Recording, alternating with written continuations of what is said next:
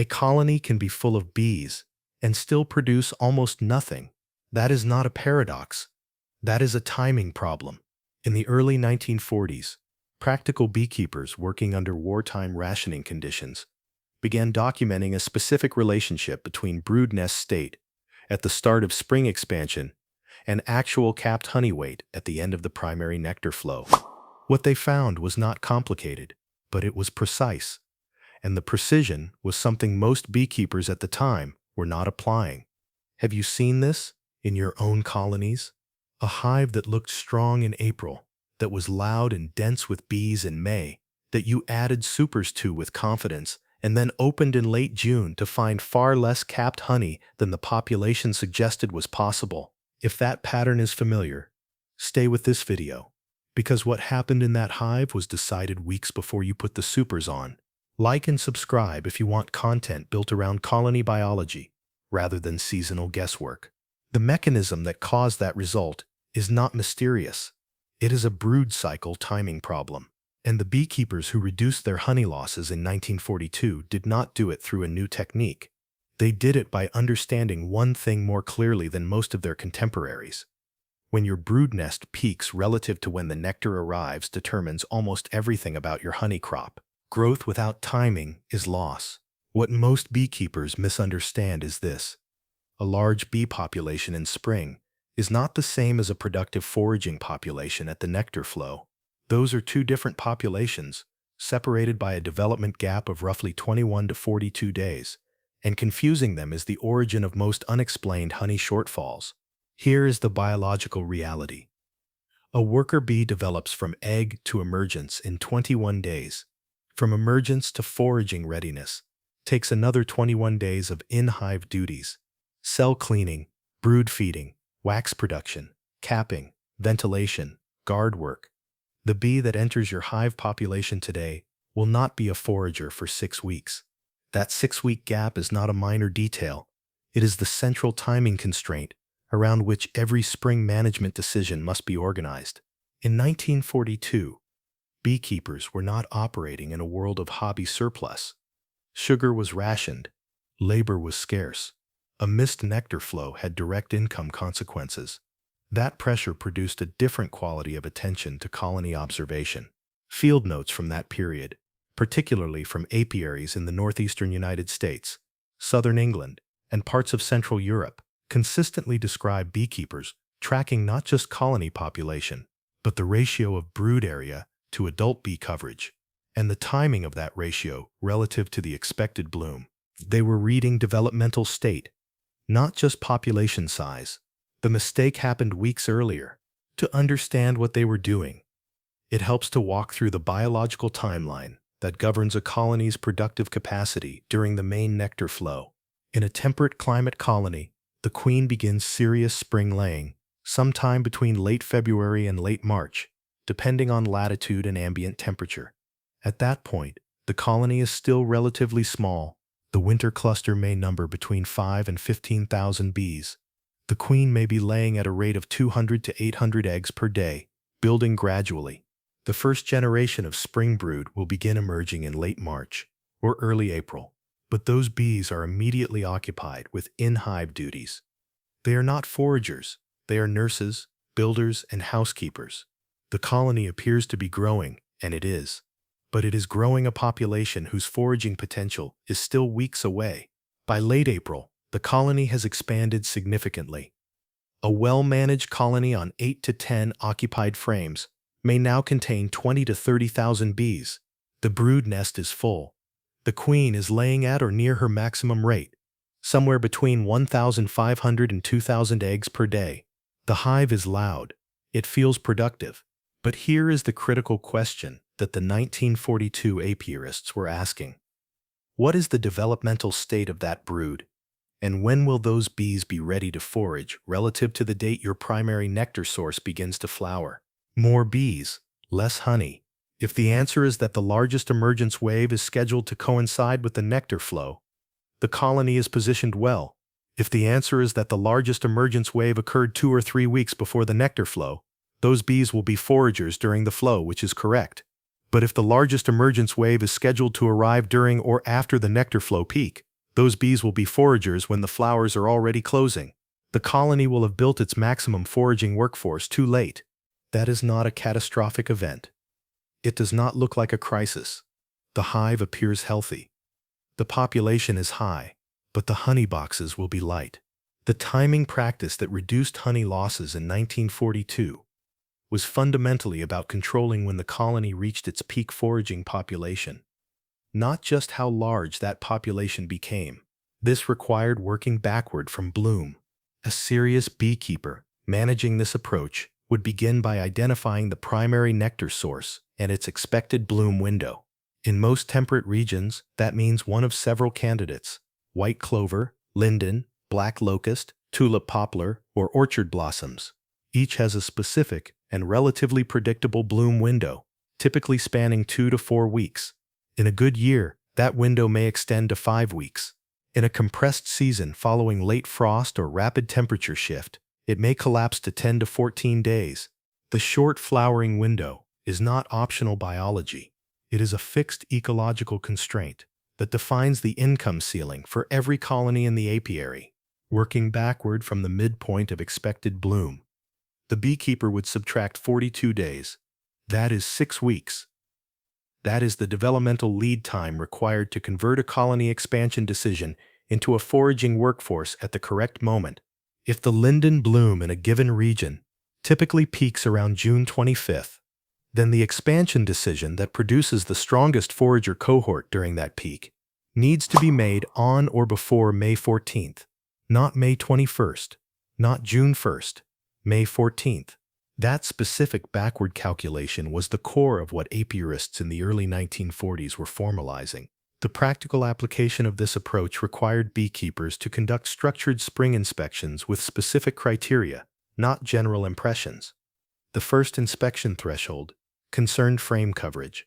A colony should not be expanded, meaning additional brood frames or additional box space should not be added until adult bees are covering at least 8 standard Langstroth frames consistently, not at peak warmth, but at average midday temperatures. This distinction matters because a colony may appear to cover 8 frames at 18 Sic or 64 Cef, but compress to covering only 5 frames when ambient temperature drops to 12 Sic or 54 Cef. A colony that contracts under mild temperature variation is not ready for expansion. A colony that holds coverage across a temperature range of 12 Sic to 18 Sic or 54 Cef to 64 Cef has demonstrated genuine cluster stability. The second inspection threshold concerned brood pattern. This is where the 1942 field practice diverged most significantly from casual seasonal management. A colony can have a large brood area and still have a compromised forager development outcome if the pattern is irregular. Spotty brood, defined as more than 15 to 20% empty cells within a capped brood frame, indicates either queen health problems, nutritional deficiency. A colony with spotty brood in early spring should not be expanded toward nectar flow preparation. It should be assessed for queen replacement or nutritional intervention before any expansion decision is made. Clear, dense brood across 5 or more consecutive frames, with less than 10% empty cells in the capped area, is the threshold for confidence in the expansion timeline. The third threshold concerned the ratio of nurse bees to brood area. This is harder to assess visually, but experienced apiarists develop a reliable impression of it. If open brood cells appear neglected, if larvae are not consistently glistening with royal jelly, if the cells appear dry or sparse, the colony has a nurse bee deficit. It has more brood than it can raise to full developmental quality. Expansion in this state does not add productive capacity. It increases brood stress and reduces the average developmental quality of the emerging cohort. A colony with a nurse bee deficit should not receive additional brood frames or expanded space until the adult population has grown to match the brood area already present. Every 3 to 4 minutes through this management sequence, the same question recurs. Where does this colony stand in its 6-week developmental arc toward the nectar flow? The mistake progression model in this timing failure follows a consistent pattern. It is not sudden. It unfolds over several weeks in a way that can look like success until it does not. Early spring, typically late March to mid-April, The beekeeper opens the hive and sees strong overwintered bees, active queen, and the beginning of spring brood. The colony appears healthy. The beekeeper adds a box of drawn comb or a few frames to give the colony room. This feels responsible. It feels like good management. The colony has space to grow, but if this expansion happened before the colony met the frame coverage and brood pattern thresholds described above, something specific has occurred.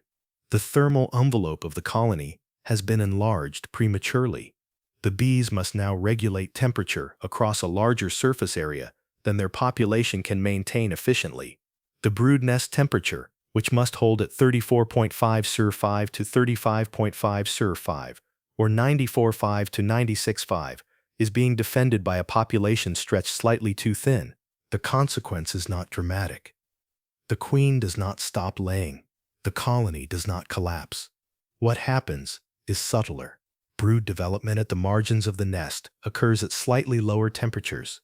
The developmental timeline for those marginal larvae extends by 1 to 2 days. Emergence timing shifts.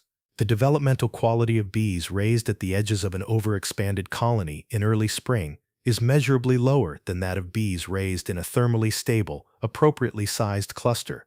Those bees are slightly shorter-lived. They begin foraging 1 to 2 days later.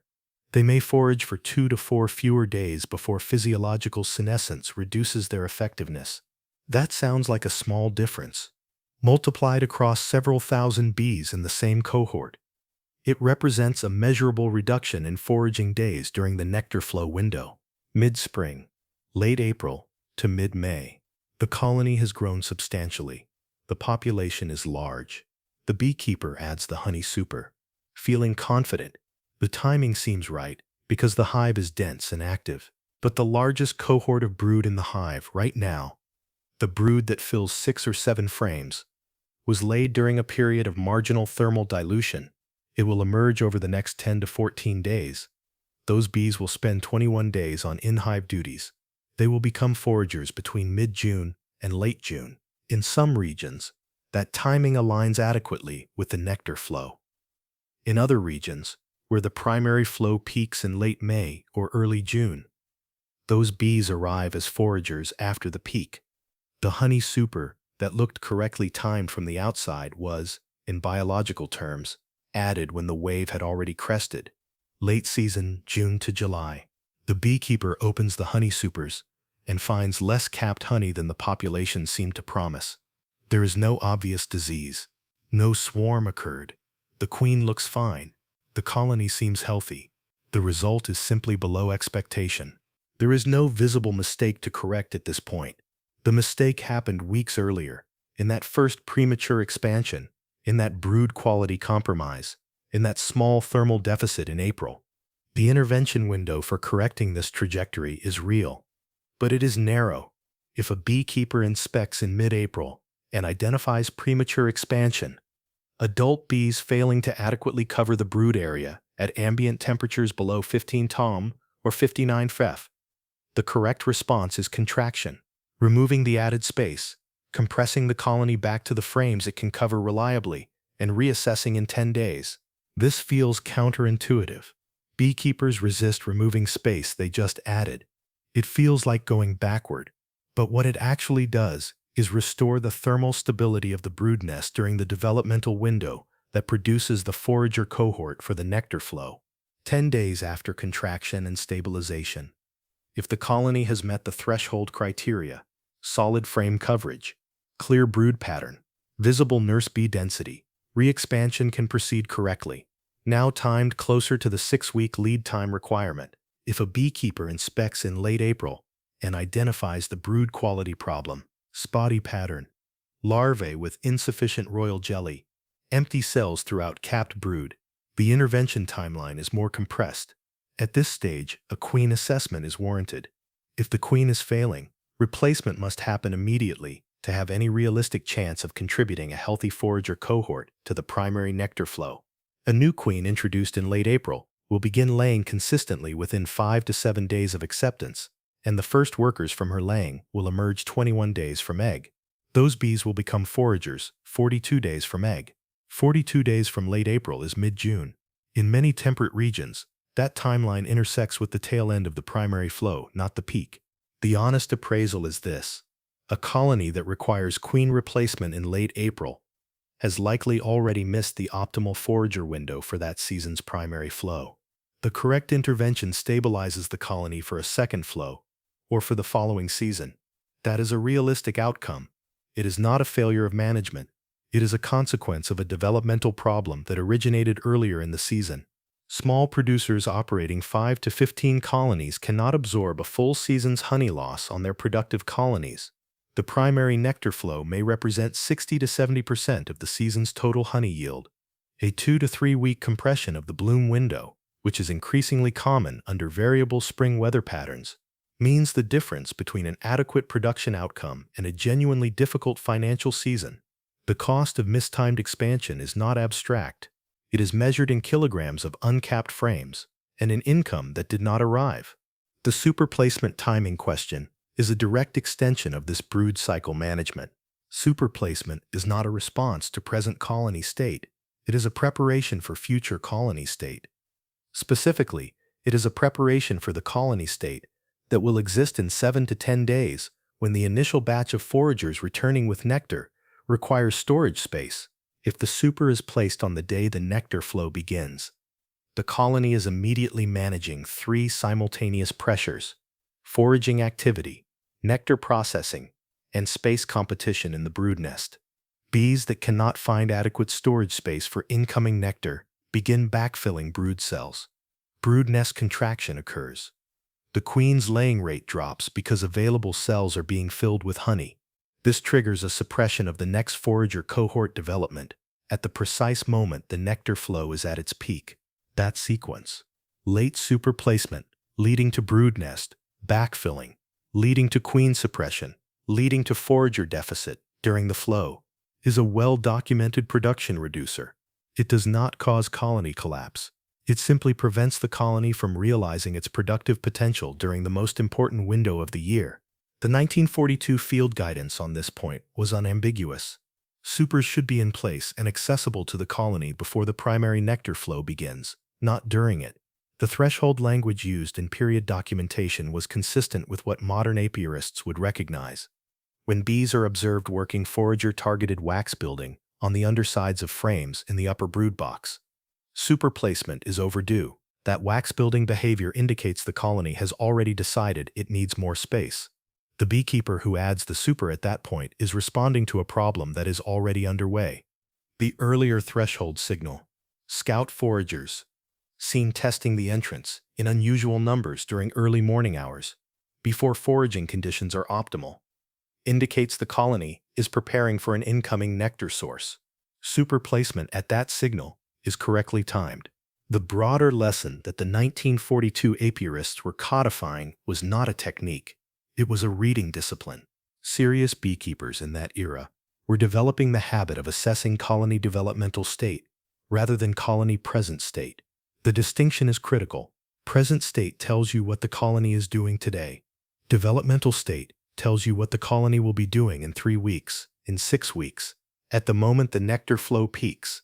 A colony can have excellent present state, large population, active queen, full frames, and still have poor developmental state relative to the upcoming nectar flow if the timing of its brood cycles is misaligned with the bloom window.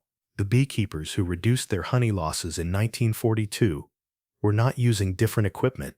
They were not applying different medications. They were not discovering new biological principles. They were applying the biological principles that already existed: the 21-day development cycle, the 42-day egg-to-forager timeline, the thermal requirements of the brood nest, with more precision and more forward-reading attention than the casual management of the time, synchronizes brood and bloom. That phrase describes the outcome. But the mechanism that produces it is the backward calculation from bloom. The threshold-based inspection sequence, the thermal discipline in early spring expansion, and the pre-flow superplacement. The bees haven't changed in 80 years. The bloom windows are somewhat altered by climate pressure, but the developmental biology is unchanged. The 21-day emergence timeline is not a variable. The 42-day forager maturation arc is not negotiable. The thermal stability requirement of the brood nest at 34.5 common is not optional. What varies is whether the beekeeper's management decisions respect those fixed biological constants or work against them. For a producer managing 5 to 50 colonies, the practical implementation of this approach begins with two tools that require nothing but a calendar and a notebook. The first tool is a bloom date record for whatever primary nectar sources exist in the operating area: the white clover fields, the linden stand, the orchard blocks. The beekeeper should have at least 3 years of recorded bloom start dates and bloom duration estimates. From that record, a reasonable expected bloom midpoint can be calculated. That midpoint minus 42 days is the target date for the colony to have met its expansion and queen quality thresholds. The second tool is a developmental state log.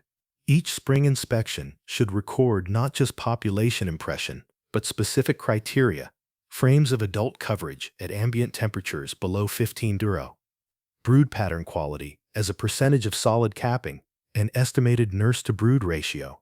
Those records, kept consistently, produce a developmental trajectory rather than isolated snapshots. A beekeeper with those two tools, bloom date record and developmental state log, can make the same backward calculation that the 1942 apiarists were making, with the same effect: expansion decisions that are timed to produce a forager peak during the nectar flow, rather than before it or after it, reduces avoidable losses, restores foraging balance, improves storage consistency. These are not dramatic outcomes. They are the outcomes of applying a precise biological understanding to a seasonal management sequence that most beekeepers apply with less precision than the biology requires. There is one final consideration that the 1942 documentation consistently returns to, and it is worth examining directly. The beekeepers who were formalizing this timing practice were doing so in a context where observation was the primary tool. They did not have temperature loggers or population counting software. They had eyes, hands, and attention. And the attention they brought to the question of developmental state, rather than present state, was the product of necessity, financial necessity, labor necessity, and the simple acknowledgement that a missed nectar flow in that era had consequences that could not be easily absorbed. That context no longer applies in the same form for most modern beekeepers. Equipment is more available. Sugar supplementation can mask production losses. The consequences of a mistimed expansion are still real, but they are less visibly urgent. That reduction in urgency may be part of why the timing precision those beekeepers developed is less commonly practiced today than the biology would warrant. The colony does not adjust its developmental timeline to accommodate management that is applied too early or too late. The brood nest does not compensate for thermal dilution in April. The forager cohort does not wait for a beekeeper who added supers after the bloom peak. The flowering window does not extend to accommodate a misaligned population curve. The beekeeper adjusts where the honey loss occurs. That relationship between timing precision and production outcome is not a historical artifact from 1942. It is a biological constant that was true before 1942 and remains true now. The practice that reduced honey losses in that era was not complicated. It was precise, and precision in colony management is a practice, not a product, not a season, a practice.